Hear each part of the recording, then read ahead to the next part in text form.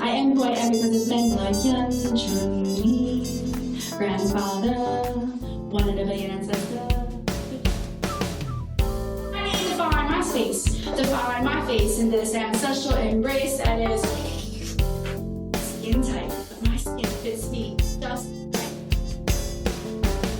They're all there, my ancestral throne, for I am, we are, lifetimes infinite, billion strong.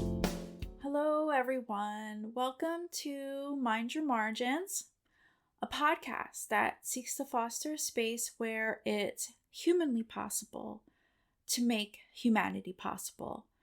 I'm Michelle Myers, and I'll be trying my best to help us navigate through topics about marginalized identities and also prioritizing the perspectives of people who may feel invisible or silenced or ignored or erased. And I also want to acknowledge that the discussions that we have in these episodes can be very difficult, but I'm hoping that through these conversations, we can claim space for understanding and for compassion. Thank you so much for taking the time to listen to this episode today. I know that I pretty much say this at the beginning of every episode, but Young and I are very much aware that you could be doing so many other things right now besides listening to our podcast. So we appreciate you for sharing space with us and really building a community where we aspire to choose kindness and compassion. But before I get into today's topic, as I do at the beginning of every episode, I'm going to share a land acknowledgement statement. I call out to the ancestors of the native peoples of this land in the hopes that by honoring them, I also honor my mother and my father, who are now ancestors, and through them, connect to my Korean ancestors and the land of my birth. I hope that you will reflect on the words as I speak them. I acknowledge that the land on which I live and work are the ancestral lands of the Lenni Lenape people, whose presence and resilience in New Jersey, Eastern Pennsylvania, and Delaware continue to this day. I recognize that the place where I recorded this podcast also sits on the unceded homeland of the Lenape people. I and my listeners take this opportunity to honor the original caretakers of this land and recognize the histories of land theft, violence, erasure, and oppression that has brought ourselves here. We are grateful to be guests in these lands and commit to solidarity in the struggle for Indigenous sovereignty. This land acknowledgement does not correct the wrongs committed against the Lenape or any of the other First Nation peoples across this continent, but through it, I hope to remind myself and my listeners of our connections and indebtedness to the Indigenous people of this land, and particularly of New Jersey, Eastern Pennsylvania, and Delaware. Saying their names and learning their histories call them into our consciousness and awareness. Thank you for listening to that land acknowledgement statement. It's now the middle of June as I'm writing and recording this episode, but the episode itself won't be released until July 8th. So obviously you're listening to this after the 4th of July and after many of the official events marking the 250th anniversary of the signing of the Declaration of Independence and the founding of the United States. But even though the 4th of July has already passed, I still want to encourage you to seek out Indigenous perspectives on what this anniversary means. And I've talked about this a lot over the years, not only in this podcast, but also in my classes, especially to my Immigrant America students. And I feel very strongly that it's important to understand and acknowledge that the settling of the English colonies and the eventual founding of the United States does not mark the start of quote-unquote history in this part of North America. Peoples and civilizations have existed in North America for tens of thousands, if not hundreds of thousands of years. And with that in mind, across this country that we now call the United States, Native nations, indigenous organizations, scholars, artists, and activists have been speaking out and trying to remind us all of that very point, that the story of America did not begin in 1776. Indigenous peoples were here long before the United States existed, and despite the disease and the warfare, genocide, and forced assimilation that European settlers brought here, like the English and the Spanish and the French, Native peoples continue to exist here to this day. And so many indigenous communities are using the America 250 commemoration as an opportunity to raise awareness about indigenous sovereignty, resilience, and the ongoing impacts of colonization. And if you do a quick online search, and we'll try to include some of these resources on the podcast episode page, but if you do a quick online search, you'll find initiatives such as Indigenous America 250, the USA 250, A Native Perspective, and the American Indian College Fund. And on those websites, they're encouraging people to engage with this America 250 anniversary through programs that center Indigenous histories and experiences. And what I appreciate about these initiatives is that they remind us that anniversaries should never just be about celebration, right? They should also be opportunities for reflection. They invite us to ask whose stories are being told, whose perspectives are being centered, and whose experiences are being left out of the overall narrative. So as we in America continue these 250th anniversary commemorations, I really hope that you'll intentionally and mindfully seek out events and programs that put Native voices front and center, and that commit to being open to hearing other people's stories and experiences and connecting with them on a human level. Because I truly believe that if we can connect with each other and see ourselves in each other and realize that we actually have more in common than we think, then we would have so much more compassion for each other and be more likely to come together to confront and combat injustice when it occurs, like when it's right in front of our face. In many ways, that commitment to listening and understanding each other on a human level is at the heart of today's episode. And I want to take this moment to point out that I actually changed the topic for this episode from what I had originally planned, because in the last episode, which was episode 14, to be Fierce AAPI Women, I had said that this episode was going to be about community building and initiating a movement and the APIA Spoken Word and Poetry Summit. But I've decided to change it to striving for Asian Black solidarity, because as I was preparing this episode, I kept thinking about Cyrus Carmack-Belton. And if you don't know who Cyrus Carmack-Belton was, he was 14 years old, African American, and he was shot and killed outside a convenience store in Columbia, South Carolina on May 28th, 2023 by the store owner, whose name is Rick Chow and who is Asian. And earlier this month on June 1st, Rick Chow was found not guilty.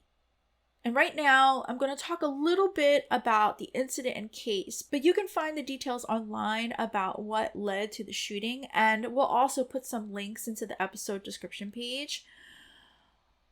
But I also want to make sure that I acknowledge that the details are not really clear about what happened, because witness accounts contradict what Rick Chow and his son said happened. So it's like a they said situation. But as far as some of the details that have been out in the media about this case. Rick Chow and his son, Andy, who was 23, chased Cyrus Carmack-Belton out of the store because they thought he was trying to steal some water bottles.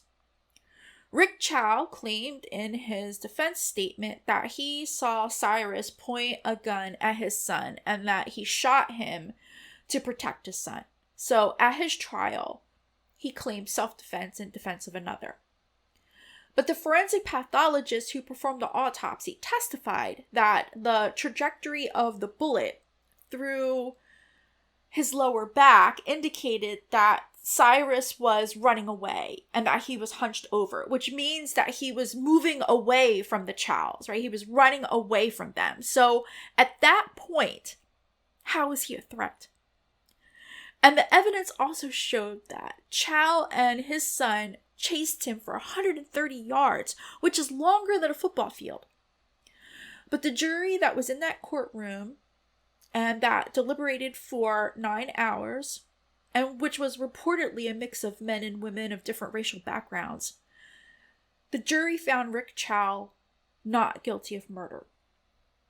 So, over the past few weeks, in reflecting on the case and seeing the various reactions from members of the family and people within the African American community calling for a boycott of Asian-owned businesses, to statements from Asian American organizations in support of the family and condemning the killing of Cyrus Carmack-Belton, to the countless divisive comments people have posted across social media, all contributing to escalating tensions between many Asian Americans and African Americans.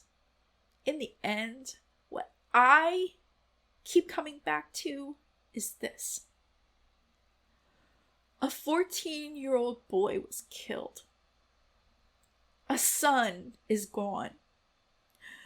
A child who should have had decades of life ahead of him will never get the chance to grow up. His family will spend the rest of their lives carrying that loss, and no conversation about race or politics or community tensions should ever cause us to lose sight of that reality. Because sometimes when incidents like this happen, people immediately begin arguing about what the event represents, right? Like turning the human being at the center of this tragedy into an abstraction where they're doubly dehumanized. And then people become fixated on debating and arguing with each other, on assigning blame to entire communities and falling into misconceptions and generalizations and stereotypes from people in both communities. And yes, some of these conversations are necessary. And yes, the emotions, the frustration, and the anger, it's all understandable. But like I said, they can also pull our attention away from the person at the center of this tragedy. Before Cyrus Carmack-Belton became a headline, he was a 14-year-old kid. He was somebody's son, somebody's grandson, somebody's friend. He was someone who had favorite foods, favorite songs, favorite video games. There'll be birthdays his family won't get to celebrate with him, graduations that'll never happen, conversations they'll never get to have. He'll never get to start a family of his own. And when I think about all that, it breaks my heart. Because 14 is so young. 14 is an age when you're still figuring out who you are and still learning about the world. You should be worried about school and friends and your first crush, not whether someone labels you as a criminal or sees you as a threat. And I hope that's why this case has got the attention of so many people. That regardless of where we come from, regardless of our race or ethnicity, most of us should be able to understand the profound tragedy of a child being killed in this way. So before we talk about anti-Blackness and anti-Asianness, before we talk about racial tensions or solidarity between communities, I think it's important to begin with grief. To begin with the recognition that a young man named Cyrus Carmack-Belton should still be here. And that his family deserved more time with him, much, much more. Because if we lose sight of that human reality, then we've already lost something essential. And perhaps one of the most important questions we can ask ourselves is not simply what this tragedy says about race relations in America, but whether we are willing to care enough about one another's children that we refuse to let fear or prejudice or suspicion determine whose lives are valued and whose lives are disposable. So for me, that's where any meaningful conversation about solidarity has to begin. With recognizing each other's humanity. With mourning each other's losses. And it begins with understanding that when any community loses a child, all of us should feel the weight of that loss. And as we honor Cyrus's life, we can reflect on deeper questions, which then may lead us to difficult and uncomfortable conversations. But as human beings making connections and having compassion for each other, we have to be willing to do that work. It's too important. It's just too important. So as I've been grieving Cyrus's tragic death, I've been asking myself, how do we respond to harm between our communities in ways that create greater understanding rather than cause deeper division? And how do we honestly acknowledge anti-Blackness when it exists within Asian communities? How do we productively challenge anti-Asian prejudice when it exists within Black communities? And how do we hold ourselves accountable without reducing entire communities to their worst moments? How do we remember that the overwhelming majority of Black and Asian people are simply trying to live, work, raise families, and survive in this world with dignity? Because really, we're all doing our best just to maintain, right? So these aren't easy questions, but they're questions I've been thinking about for a long time. Now, I imagine that some of you listening to this podcast who may know me or may not know me could be thinking to yourself, well, who the hell are you to be talking about this? What makes you any different from other people who are engaging in this conversation for potentially opportunistic reasons? And those are fair questions. But believe me when I say that I thought long and hard and did some deep soul searching about whether or not to discuss this topic in this episode. It's really emotional for me. And what it boils down to is this.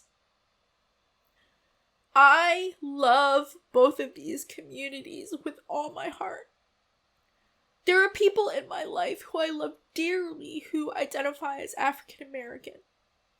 There are people in my life who I love just as dearly who identify as Asian American.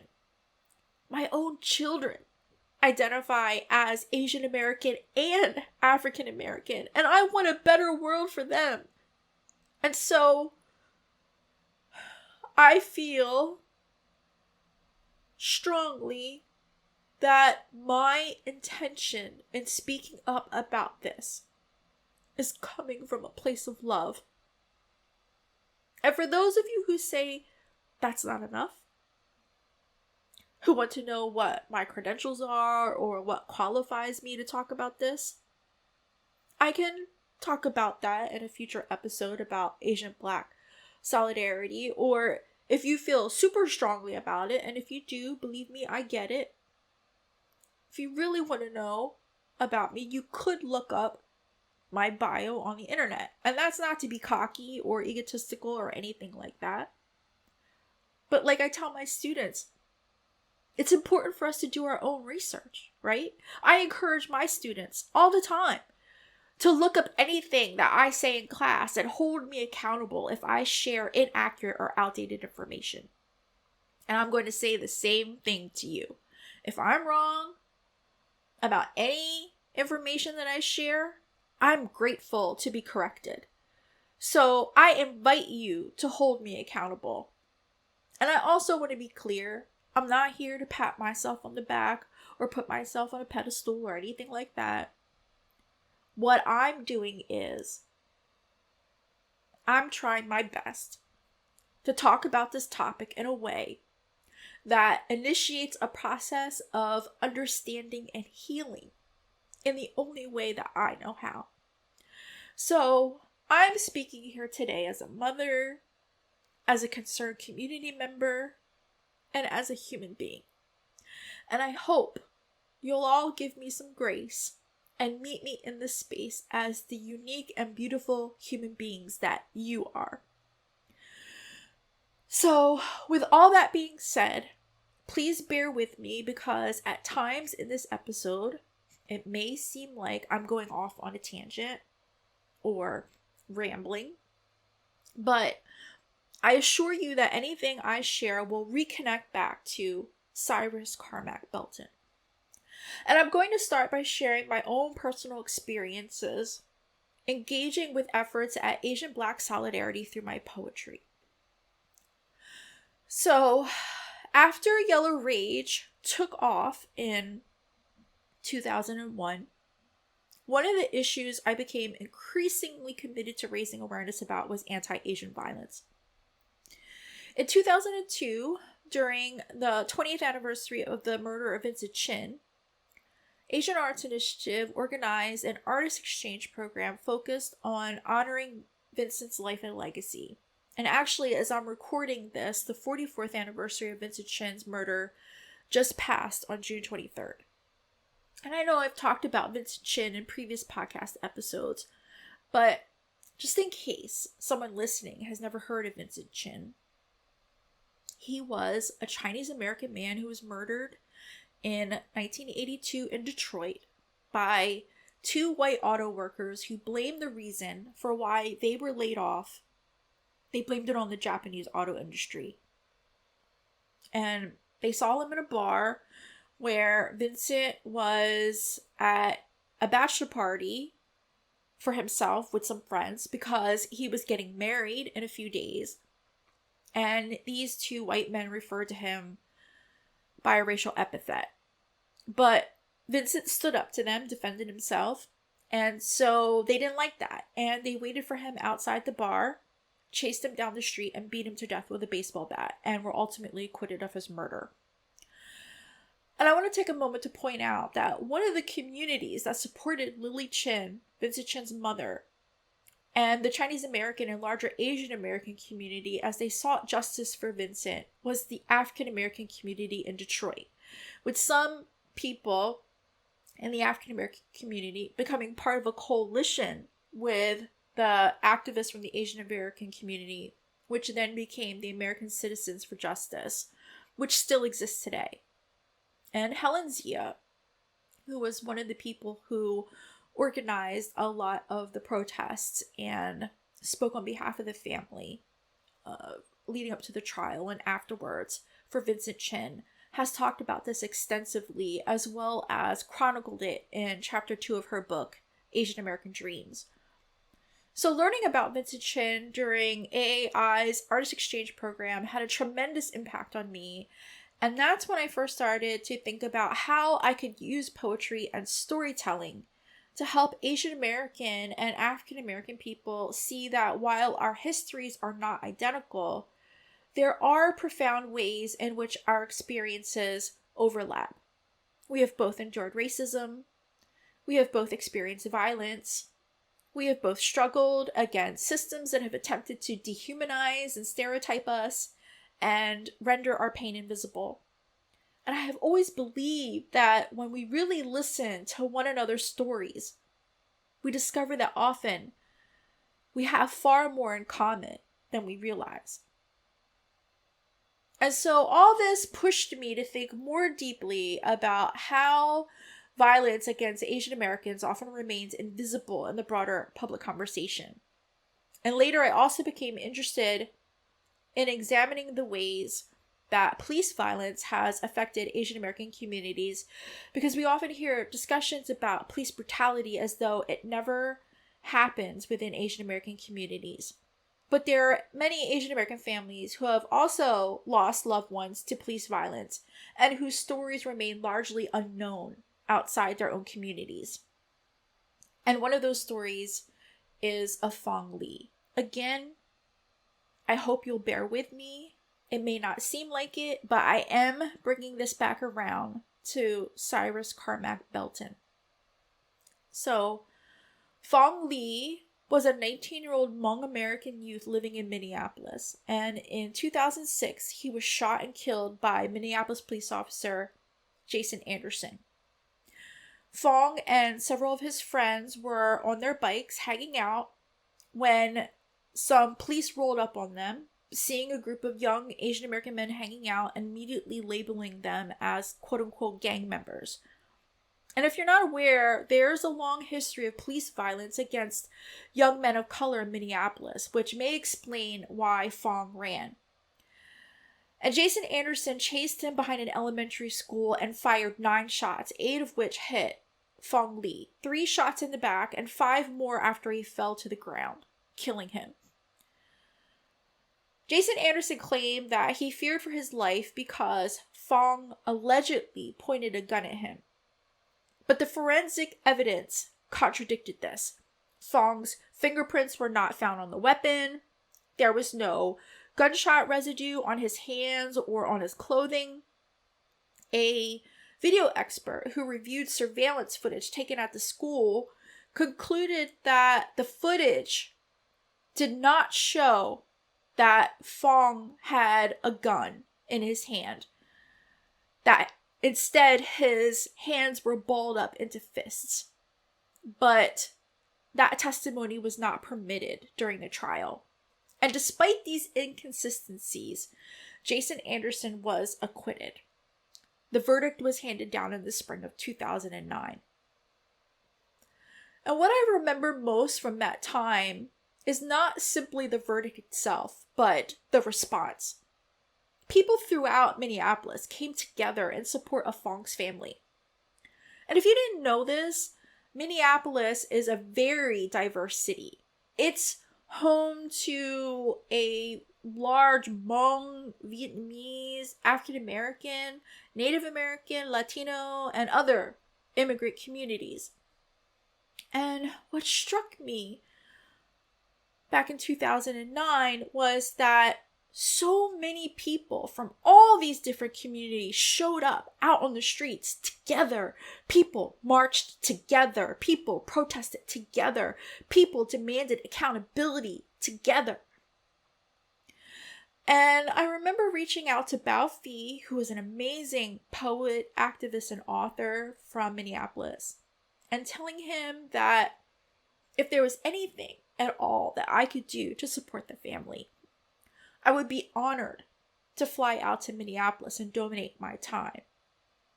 And so that October 2009, I traveled to Minneapolis, St. Paul, to perform at a fundraiser for Fong's family to help with their legal expenses. And that fundraiser event, that performance event, took place at Macalester College in St. Paul. And this was when I first met Fong's mother and his sister Shua, who often served as the family spokesperson. And then over the years, Cassie and I would have dinner with them whenever we performed in Minneapolis.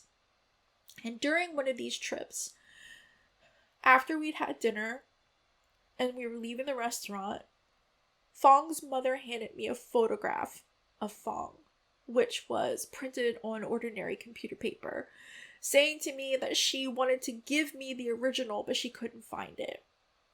And then she said, thank you for remembering my son. And I said, it's nothing. And she got a little upset. She said, it's not nothing. It means a lot. And I remember trying to correct myself because I didn't want her to misunderstand me. So I said, oh, it's my pleasure. But even as I said that, I knew that wasn't right either. Because how do you respond when a mother thanks you for remembering her son? What words are big enough for that? You're welcome doesn't seem right. It's my pleasure doesn't seem right. And definitely, it's nothing wasn't right. Because remembering Fong wasn't nothing. And yet, compared to what she had lost, what I was doing felt like almost nothing at all. I mean, I could write poems. I could perform them. I could tell people his name. But at the end of the day, she still had to wake up every day and live in a world without her son. So, my flight back to Philly was leaving early the next morning, and I woke up after having a dream about that exact moment. That exact conversation with Fong Lee's mother. In the dream, she was handing me the photograph, she was thanking me, and I was struggling to find the right words. And then I dreamed the words. And when I woke up, I wrote it all down into a poem, and that poem became It's Nothing. That's the title of the poem, It's Nothing, which I dedicated in memory to Fong Lee, but especially dedicated it to his mother, Mrs. Lee, and his sister, Shua. And I shared the poem with Mrs. Lee and the rest of his family and asked their permission to perform it, which they gave me. So I've performed that poem hundreds of times over the past 14 years, and that includes within predominantly Black spaces with mostly Black audience members. And one of the things that has always moved me is how very often African American audience members come up to me afterward to ask me, how is Fong's mother doing? They ask me that. They ask me how she's doing. I've had mothers come up to me in tears. Fathers come up to me in tears. So many people tell me that they recognize the pain in that story. That they recognize the grief. That they recognize the frustration of seeing a young person immediately labeled a criminal and then losing their life at the hands of someone who is never held accountable.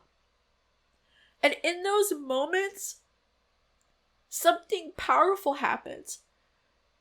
People stop seeing Fong Lee simply as an Asian American story. They see him as somebody's son. And that's exactly the point, because when we begin with the human story, we begin to recognize how deeply connected our communities really are. And I also think about that when I think about George Floyd. Because when George Floyd was murdered, again in Minneapolis, just like Fong, right? Murdered in Minneapolis in 2020. One of the people who showed up to protest out on the streets and demand justice was Fong Lee's mother. Because she understood that grief. She understood what it meant to lose a son. She has said that when she saw the footage of George Floyd and heard him call out for his mother, she thought of Fong and wondered if he had called out for her too. And so she said, I have to be there, and went out to protest as a mother in support of another mother. Mrs. Lee and Shua have also publicly discussed that another reason they wanted to support George Floyd's family was because people from the Black activist community in Minneapolis were the first to reach out to them to offer support after Fong was killed. She and Shua have also said that because one of the officers who was involved in George Floyd's death was Hmong, and she had heard people within the Hmong community say prejudiced things about George Floyd and the Black Lives Matter movement, they wanted to call out anti-Blackness in Asian communities and even became instrumental in helping to establish the Hmong for Black Lives protests in Minneapolis in support of George Floyd's family. And that, to me, is what solidarity looks like. Not pretending our histories are the same, but recognizing that our humanity is connected and that when one community experiences profound loss, the answer is not to turn away from each other. The answer is to show up for each other and to let them show up for us. Because before we can have any honest conversation about anti-Blackness, anti-Asianness, racial tensions, or solidarity, we have to begin by seeing one another fully. Seeing each other's children, seeing each other's families, not as abstractions, but as human beings. We have to stop and really feel what it's like to lose a young person to violence. What it's like to watch a family search for justice. What it's like to fear that their child's life will be reduced to a headline and then forgotten. And if we can do that, hopefully in those moments, we don't just see an Asian issue or a Black issue.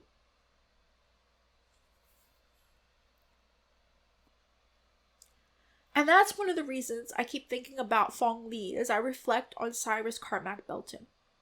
Because so much of what divides our communities depends on us never seeing one another's humanity.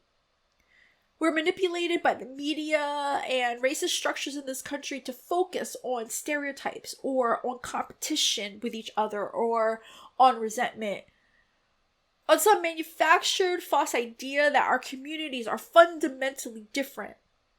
But when we sit together and share our stories, we often discover something else. We discover that grief sounds the same in every language. A mother's tears look the same regardless of race. So if we truly want Asian Black solidarity, we have to talk to each other and treat each other like human beings on the most fundamental level. We must be willing to see each other's children as our children, to see each other's pain as worthy of our attention. You know, I was really uncertain about doing this topic though. With this particular series that I've chosen to do this year, of what I've learned about anger after 25 years of yellow rage, I had already planned to talk about movement building and the APIA Spoken Word and Poetry Summit for this month. Then a dear friend of mine, who identifies as African American, brought up Cyrus's death to me last week and basically asked me how we can bring our communities together. With so much division and with so much anger within the Black community being directed towards Asian Americans and some Asian Americans expressing so much anti-Blackness and making racist comments on social media. How can we heal from this? And then this friend of mine said, we have to address this because this is what we're supposed to be about. And I understood their point completely because right now, we're both working on a new project together called the Black and Gold Artists Exchange, which will start this summer at both the Asian Arts Initiative and the Painted Bride Art Center. And I'm just going to share a little bit about it, okay? But at its heart, the Black and Gold Artists Exchange is about creating opportunities for Black and Asian American artists to spend time together, tell stories together, and learn from one another. Because relationships don't emerge from hashtags or mission statements, right? They emerge when people sit in the same room and genuinely listen to each other. And for this particular project, I'm co-curating this program with Romana Lee Akiyama and co-facilitating workshops with the amazing spoken word poet Lear Respect. And we have 4 deeply talented artists who will be collaborating together, 2 African American artists and 2 Asian American artists. And those artists are Gina Kim, Kara M. Shinda, Anola Shetty, and my friend, who I've been referring to Marquise Wright Lee. And I hope to share more about the project at a later time. But the point is, and the reason why I brought it up is that Marquise reached out to me and basically said, look, this is happening between our communities right now. We artists need to get together and talk now. We need to do the work now. But if I'm being honest, it's daunting, right? This kind of work carries a lot of weight. It seems like we can never make real progress to overcome these tensions.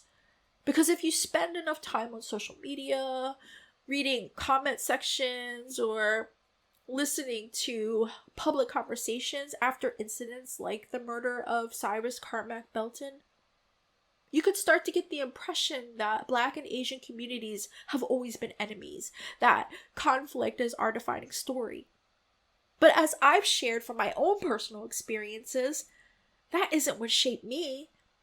And it isn't the history that I know. Because while tensions between our communities are real and should not be ignored, there is also a long and powerful history of Asian Black solidarity in this country.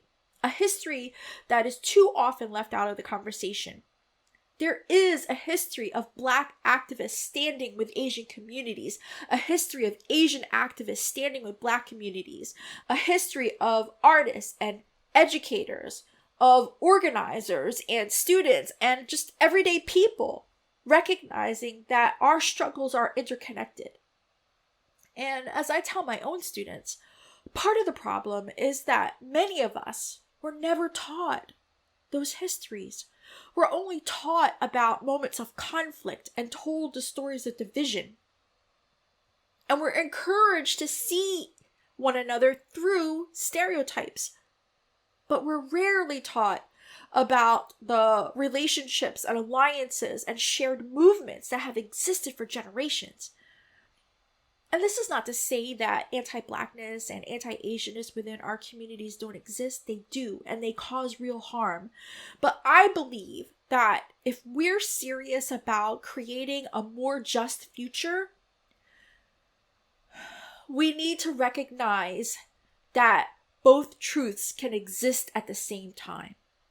We need to be honest about the wounds that exist between our communities, and we need to remember the ways we've stood beside one another, learned from one another, and fought for one another. Because solidarity doesn't begin with pretending that there are no problems. It begins with telling the truth about them, and then choosing to build something better together. And when I think about those moments after my performances, when Black audience members tell me they're thinking about Fong Lee's mother, or when Mrs. Lee shows up to stand with George Floyd's family, I'm reminded that these connections aren't theoretical, right? They aren't academic concepts. They are real relationships between real people, living, breathing people with minds and hearts and bodies that we should be treating as sacred. We see it in the relationships between Black and Asian activists, for example, during the Civil Rights Movement, such as the friendship between Malcolm X and Yuri Kochiyama. Dr. Martin Luther King Jr. has openly talked about how he was deeply influenced by Mahatma Gandhi's philosophy and practice of nonviolent resistance against British colonialism, and Dr. King even went to India in 1959 to learn more about Gandhi from people who actually knew him. We also see it in the influence that the Black Panther Party in Oakland had on protest movements in San Francisco's Chinatown, and how people from the Asian American community showed up to protest when Huey Newton was arrested in 1968. And there were so many more examples. I could go on and on. But while many people associate Asian Black solidarity with the Civil Rights era or the social movements of the 1960s and 1970s, it's actually part of a much longer history, even going back to the 19th century. Almost 150 years ago, there were some Black leaders at that time who recognized that the fight against anti-Black racism and the fight against anti-Asian racism were connected struggles. So like in 1869, for example, Frederick Douglass spoke out against anti-Chinese sentiments and demands on the West Coast for Chinese exclusion. And in the late 19th century, Chinese-American activist and journalist Wong Chin-fu admired and was inspired by Frederick Douglass. But of course, in this podcast episode, I can't cover everything. So this history isn't the whole story, but it's an important part of it. And while these histories are often overlooked, they offer us important lessons for this moment right now. Because if we're going to build stronger relationships between our communities today, we need to understand the people who attempted to do that work before us. So, in a future episode, I hope to spend some more time talking about these histories, not because they deny or erase the tensions that have existed between our communities, but because they remind us that conflict is not the whole story. So, until we continue this conversation, I want to invite you to research this information on your own to learn more. And I want to ask you that when you look these people up or look up your own information about Asian Black solidarity over the past 150 years, I hope that you have an open mind and that you learn with understanding, that you learn about the places where our stories intersect rather than where they diverge. Because solidarity and understanding are not built through slogans, right? They're built through relationships. They're built through listening with compassion and empathy. And they're built when we choose to care about one another's children as fiercely as we care about our own. Because at the end of the day, that's what this conversation is really about. It's about whether we can look at a young person like Cyrus Carmack-Belton, at a young person like Fong, and refuse to see them as symbols or statistics or representatives of a community. It's about whether we can see them first as human beings, as someone's sons, as people who were loved. And if we're willing to begin there, then perhaps we can begin building the kind of future that Cyrus deserved, the kind of future Fong deserved, and the kind of world that we want all of our children to inherit. And this is where I'll end this episode. The next episode should post on Wednesday, August 12th, which will be episode 16. But I'm not sure yet what the topic will be. It's possible that I'll continue this topic about Asian Black solidarity, but I might also go back to the original topic that I had of community building and the APIA Spoken Word and Poetry Summit. I don't know. We'll see. Either way, Young and I hope that you'll subscribe and be on the lookout for our future episodes. And please share our podcast with anyone who might be interested. Before we go, I want to take a moment to remember Danny Simmons, producer and creator of Def Poetry Jam, who passed away on June 15th. First, I want to express my deepest sympathies to Danny's family. When I saw last week on social media that Danny had passed, this wave of sadness came over me. Because I've been talking about Danny in these recent episodes as I've been reflecting on Yellow Rage and how we got started and all of that. And I've said this before, and I will always say this. Yellow Rage, Katsy, and me as artists and doing our community work in our respective ways, we wouldn't be the people we are today if it weren't for Danny Simmons. Not just Def Poetry Jam, because actually there were many poets who were on Def Poetry Jam. But Katsy and Sepna and I were there at the beginning of Def Poetry Jam, before there was an HBO show. And we were there because ultimately, Danny Simmons chose us. Bottom line. Deb Porter definitely advocated for us because I'm sure Danny was skeptical about us because we weren't seasoned spoken word poets. But in the end, it was Danny as the producer who gave us a chance. And for that, I'll be forever grateful to Danny.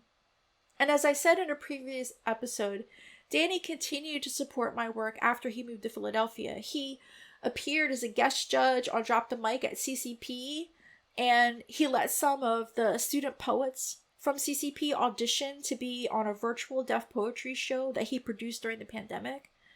And before the pandemic, he had invited Katsy and me to perform at the Deaf Poetry Jam reunion show at the Philadelphia Museum of Art. Danny did so much for us and for me and for my students. So I just wanted to remember Danny and express my gratitude for him, about him, to him, for all that he had done for me. So I'm just going to take a brief moment of silence for Danny right now. Thank you so much for honoring and celebrating Danny with me. And again, my deepest sympathies go out to his family. So if you follow me on social media, perhaps you've noticed that I've been experimenting with different kinds of posts, and honestly, it's been a little stressful, but I've also been learning a lot and trying to have fun with it, and the kids have been helping me with that. And as far as updates about my book, Talk Me a Story About Moon Rabbit, right now we're finalizing the back cover, and I'm hoping to get a proof of the book soon, and then after that be able to announce the release date. And I am really excited about that, and I hope that I can share more soon.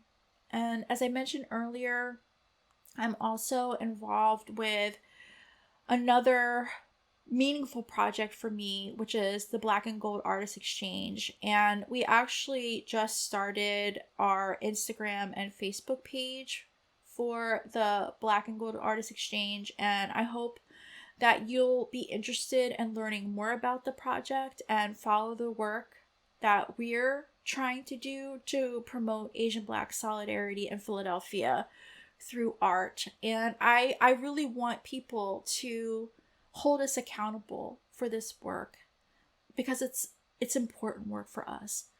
And Myung and I will put links to all the social media accounts on the episode description page in case you want to check it out for yourself. Thank you very much again for listening. I know that this was an episode that perhaps, rambled a bit, but I'm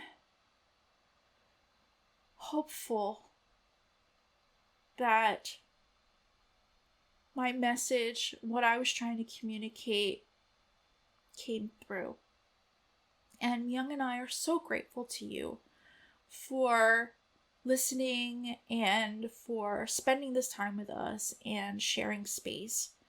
Please tune in for our next episode. And again, if you know anyone who you think would be interested in listening to our podcast, Myung and I hope that you'll share it with them. And if you'd like to contact Myung and me, you can reach out to us via email at mindyourmargins@gmail.com.